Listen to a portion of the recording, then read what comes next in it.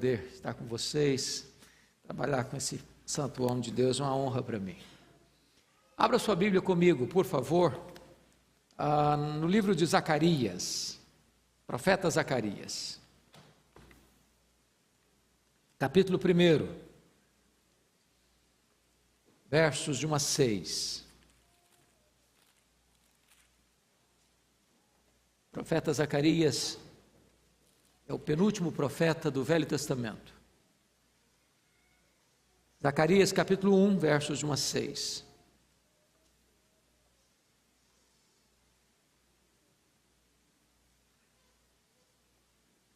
Assim está escrito: no 8º mês do 2º ano de Dario, veio a palavra do Senhor ao profeta Zacarias, filho de Berequias, filho de Ido, dizendo: o Senhor se irou em extremo contra vossos pais.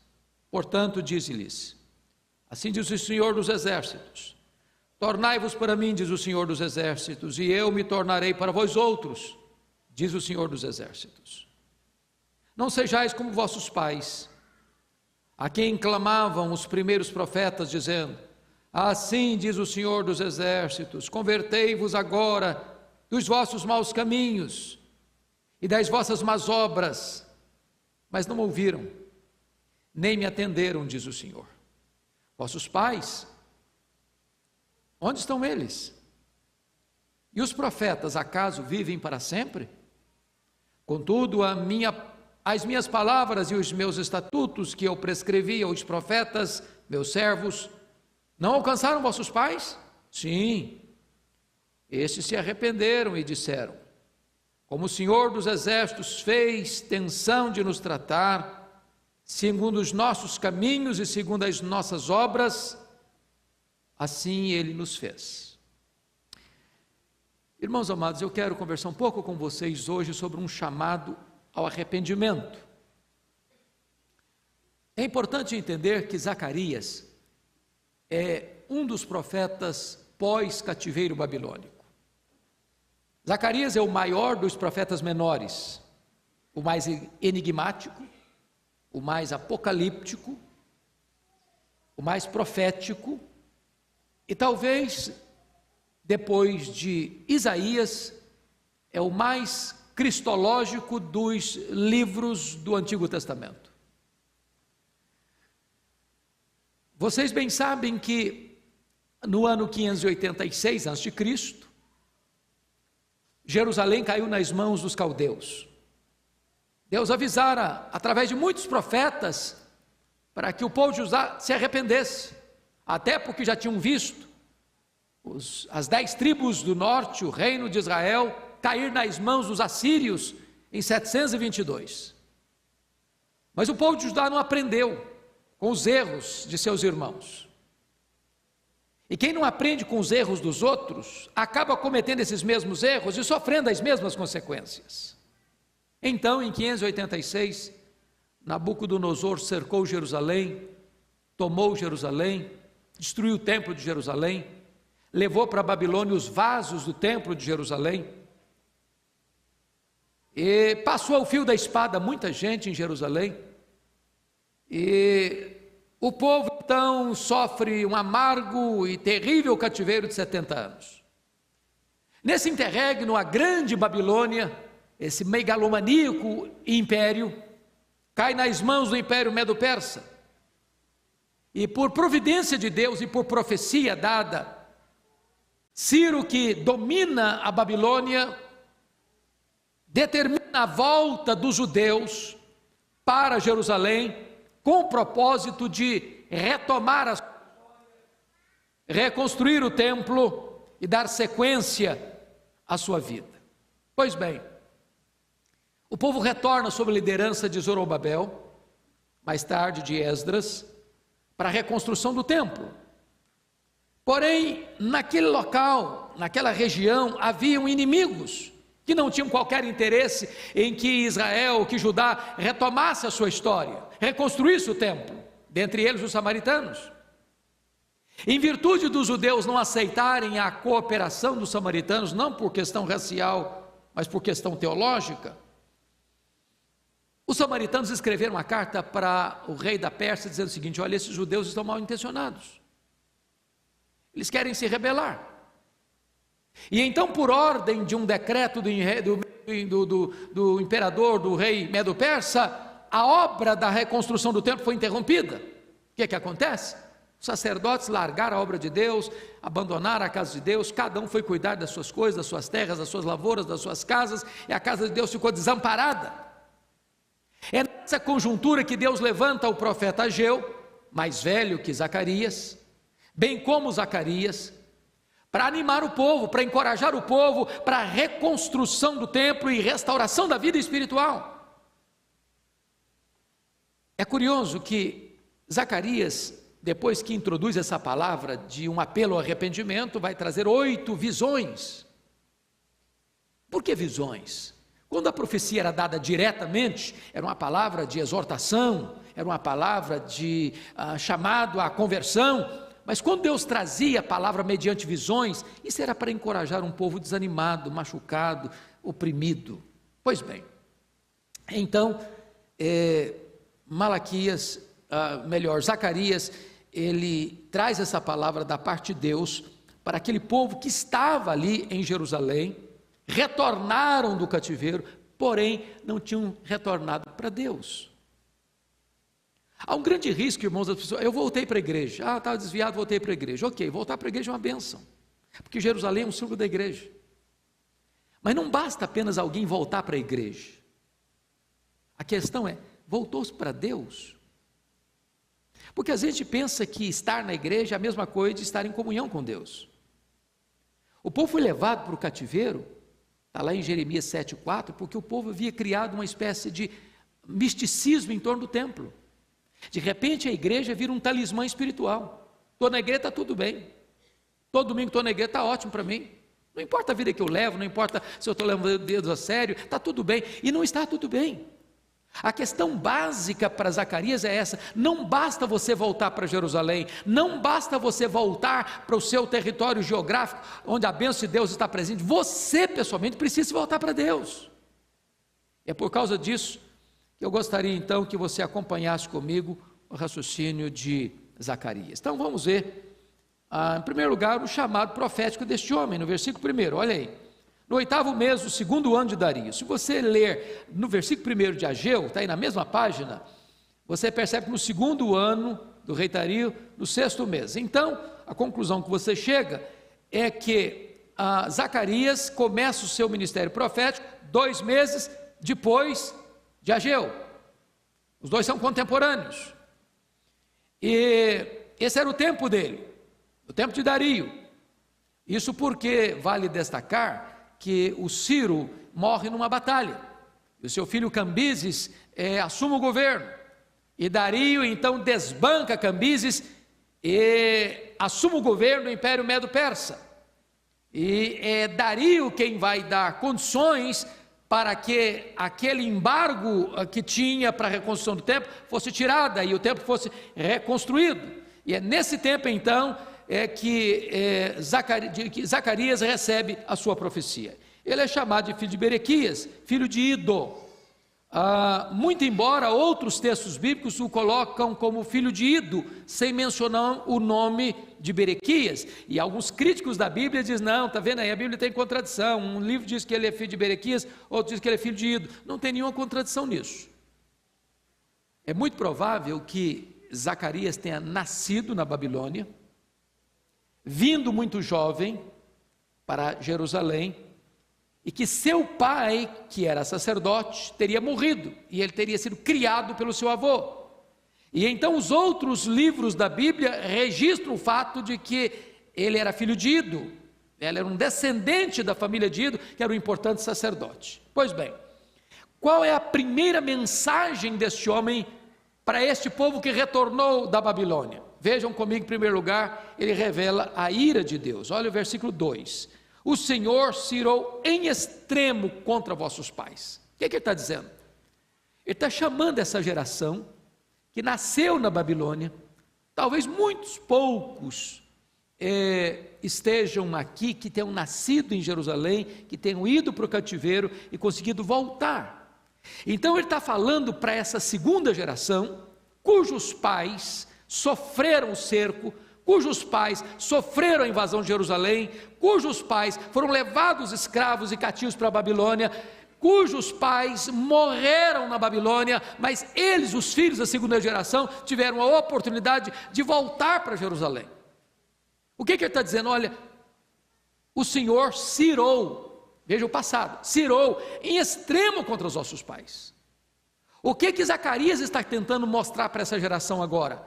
É que no passado, seus pais não ouviram Deus, não escutaram Deus.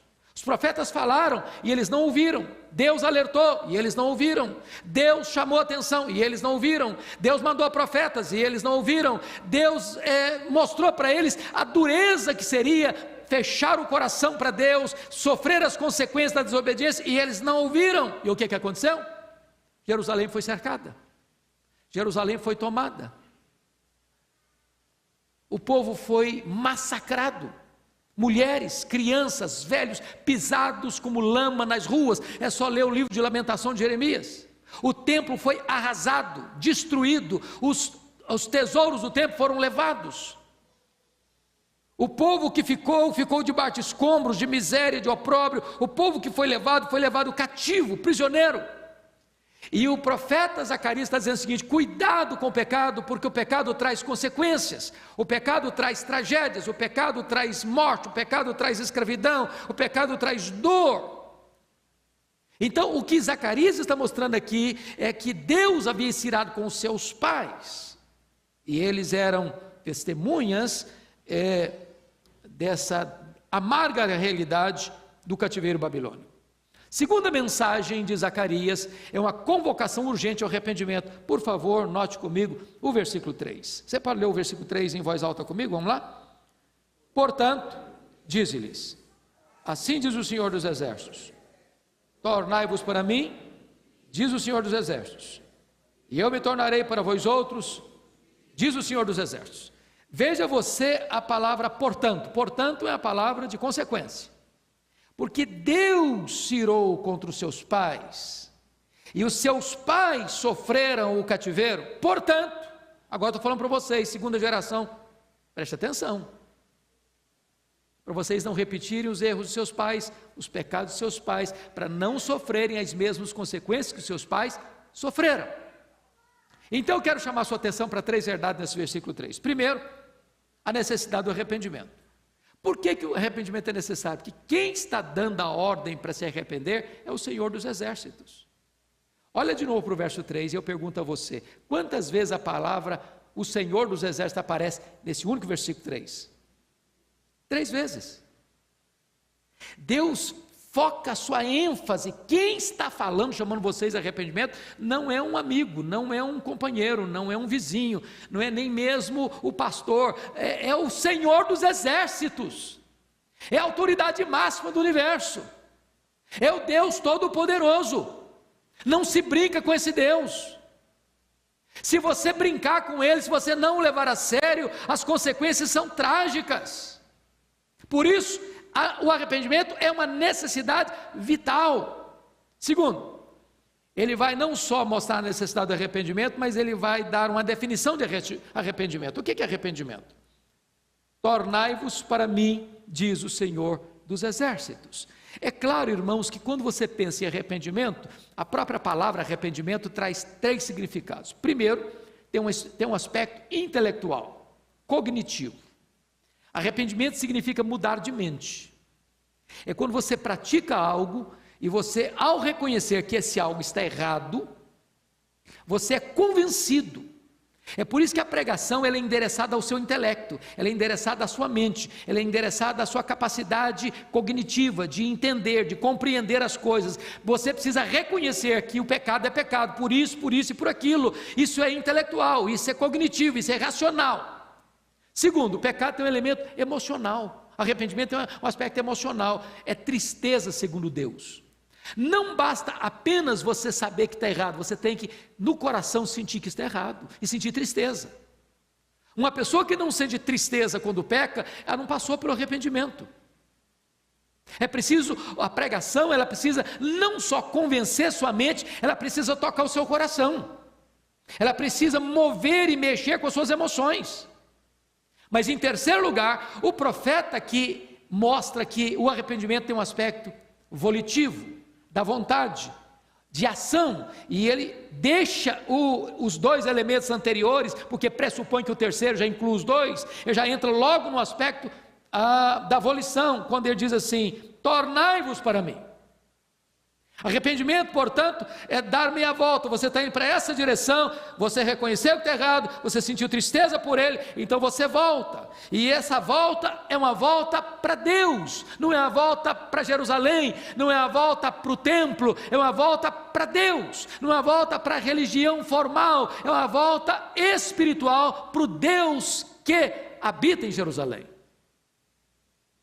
Então, notem vocês que este é o ponto muito importante. Por quê, irmãos?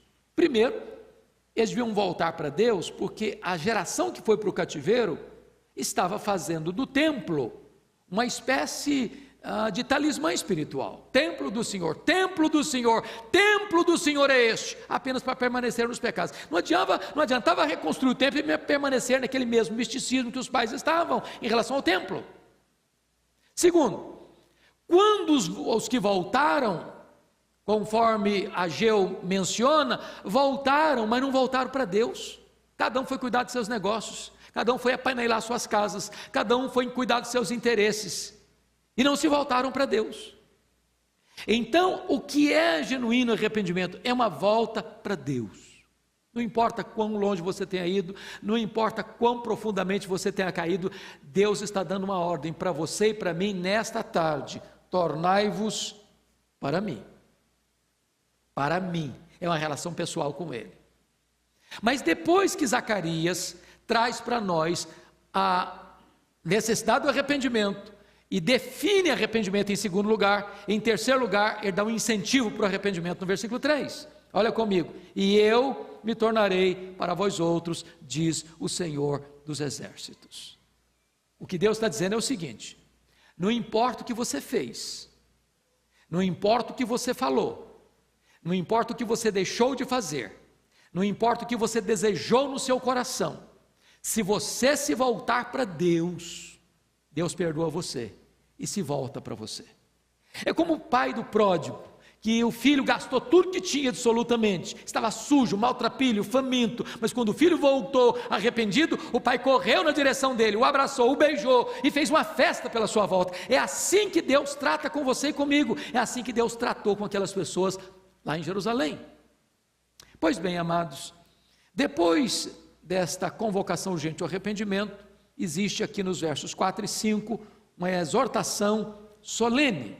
Vejam o versículo 4 comigo: não sejais como vossos pais, a quem clamavam os primeiros profetas, dizendo: ainda diz o Senhor, assim diz o Senhor dos Exércitos, convertei-vos agora dos vossos maus caminhos e das vossas más obras, mas não ouviram, nem me atenderam, diz o Senhor. Primeira coisa que a gente tem que notar aqui é que precisamos aprender com os erros dos nossos pais. O perigo da gente imitar um mau exemplo é grande. O perigo da gente copiar aquilo que é ruim é grande. Por isso o profeta diz: não sejais como vossos pais. Triste isso, né? É tão bonito quando a gente escuta assim: ô menino, você tem que honrar seu pai e seguir o exemplo dele.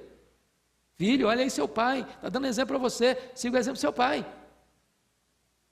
Olha que coisa triste. O profeta diz: não seja igual aos pais de vocês não. Os pais de vocês escutaram os profetas e não ouviram. Ouviram a palavra de Deus e não obedeceram. Então cuidado, não siga o exemplo dos seus pais não.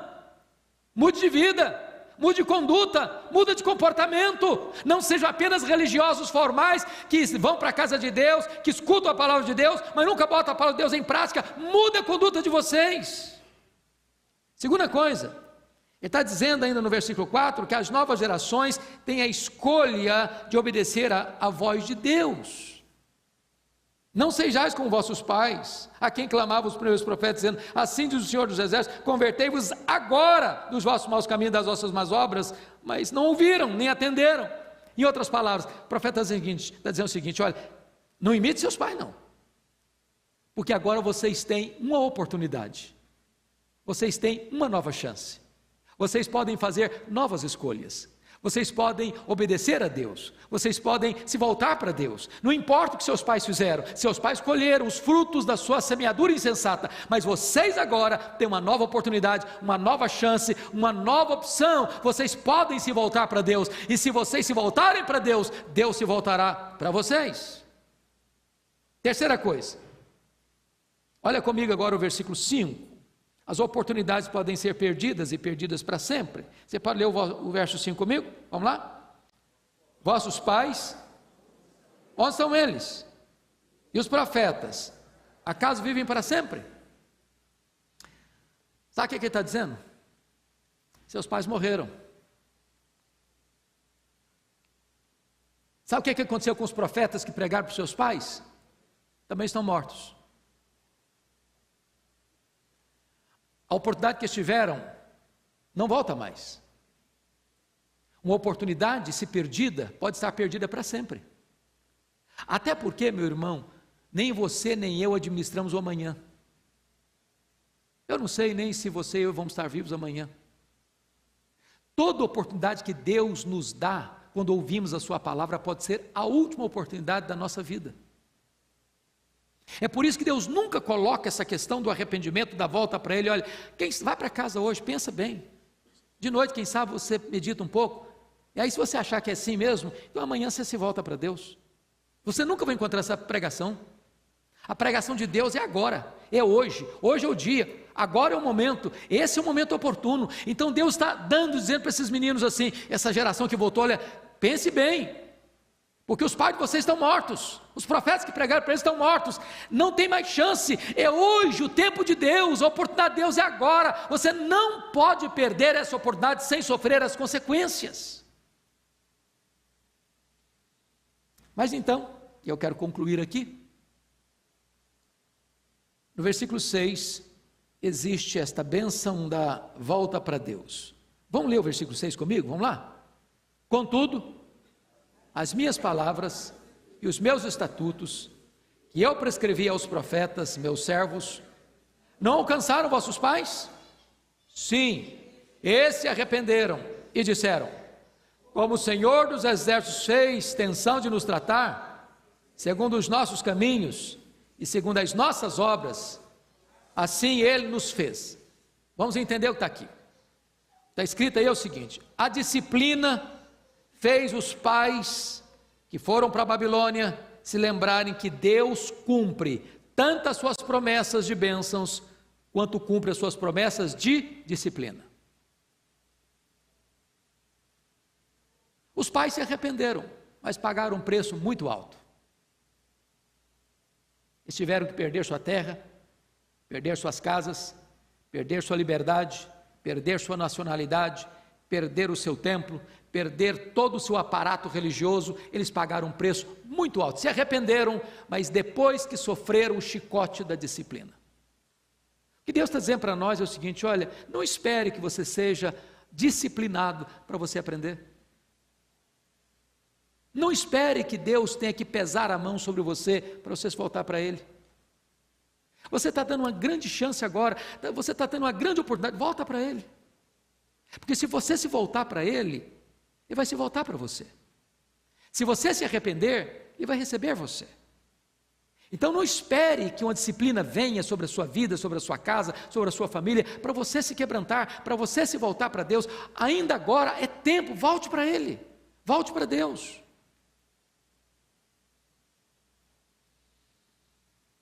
Mais ainda, o que eles reconheceram? Os pais reconheceram que a disciplina, que o castigo que Deus trouxe sobre eles, foi consequência direta de seus pecados. Olha o finalzinho do verso: como o Senhor dos exércitos fez extensão de nos tratar, segundo o quê? Os nossos pecados, e segundo o quê? As nossas obras, assim Ele nos fez. E agora eles estão reconhecendo que tudo que sofreram no cativeiro, Jerusalém massacrada, o templo destruído, as pessoas mortas, a escravidão, assim Jerusalém debaixo de opróbrio por tanto tempo, tudo isso tinha uma única consequência, uma única causa, melhor dizendo: os pecados, os nossos pecados. Amados irmãos, isso é para nossa reflexão. Deus não mudou, Deus é o mesmo. Ele promete para nós perdão, misericórdia e graça. Mas Ele está nos alertando: se você rebeldemente não me ouvir, não me escutar e permanecer nos seus pecados, então eu vou trazer sobre você, sabe o quê? A disciplina. Chamo a sua atenção para eu concluir: este povo não é um povo pagão. Ele está falando para o povo da aliança, ele está falando para o seu povo. Sabe como é que Deus trata o seu povo? Se nós não nos arrependermos, Ele vem e traz o quê? Disciplina. A disciplina é uma dose amarga. A gente até aprende, como os pais aprenderam, mas aprenderam com um custo muito alto. Eu chamo você agora, em nome de Jesus, a parar um pouquinho e refletir sobre o seu coração, sobre a sua vida. Eu não sei como você tem vivido, você que é filho da aliança, você que é ovelha de Cristo, você que faz parte da igreja do Deus vivo. Como é que está a sua vida hoje, nesta tarde?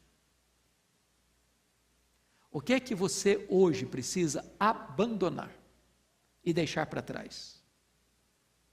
É o Senhor Todo-Poderoso que nos chama para Ele, não para uma religiosidade apenas, mas para Ele: voltai-vos para mim, e eu me voltarei para vós outros, diz o Senhor dos Exércitos. Feche os seus olhos por um momento, vamos orar. Deus, a Tua palavra nos convoca e nos chama, mais uma vez, para nos voltarmos para Ti. Não há outro que possa dar esperança para a nossa vida. Nós não queremos repetir os mesmos erros que os nossos pais do passado cometeram. E não permita que o nosso coração se engane, apenas buscando a formalidade da nossa religiosidade. Permita-nos, Deus, que o nosso coração não se encante apenas com as coisas externas, mas que o nosso coração, quebrantado, se volte para Ti, para um relacionamento íntimo, pessoal contigo. Então, Deus, sonda o nosso coração. Então, Deus, dá-nos a oportunidade de não justificarmos a nós mesmos, para não repetirmos os mesmos erros daqueles que outrora viveram e que não ouviram e que precisaram ser disciplinados. Mas ajuda-nos, Deus, para que nesta tarde nos voltemos para Ti de todo o nosso coração, rasgando o nosso coração e não as nossas vestes, voltando-nos para Ti, ó Deus, com um choro, com um jejum, com pranto, sabendo que Tu és rico em misericórdia e tem prazer em perdoar, e que Tu te voltarás para nós com graça, com perdão e com misericórdia. Visita o nosso coração nesta tarde e fortifica a nossa fé e dá-nos alegria em Ti, para que a nossa vida seja plena no Senhor Jesus Cristo. É em nome dEle que nós oramos. Amém.